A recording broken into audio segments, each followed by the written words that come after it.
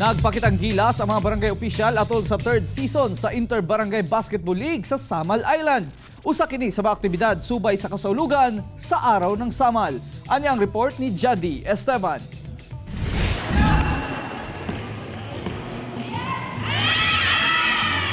Maumay pagsugod sa dula, dayong nakapuntos ang Cluster B Samal District.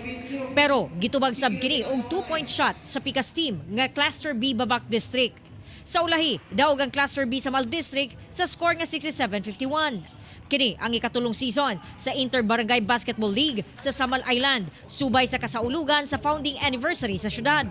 Sa una ug ikaduhang season, daog ang Cluster B Babak District kontra Cluster A Samal District. I-cluster na to itong mga barangay nga dugo lang. So, one team sila. Ang nahitabo ni isa ka team. So, composed og 4 ka barangay, 5. Dili parehas.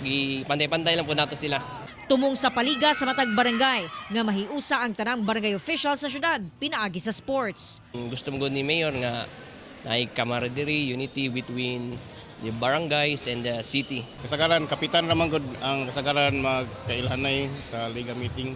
Kami nang napoingan ni kay ilan na mga kagawad, mga iski chairman. Malipayon kami nga nagpamugna ang City Sports Coordinator ni ining programaha para sa muang exercise, labi na gyud sa mga banding-banding sa mga opisyalis sa kadaindaing barangay. Kauban si Mel Colmenares sa kamera. Ako si John D. Esteban para sa One Mindanao.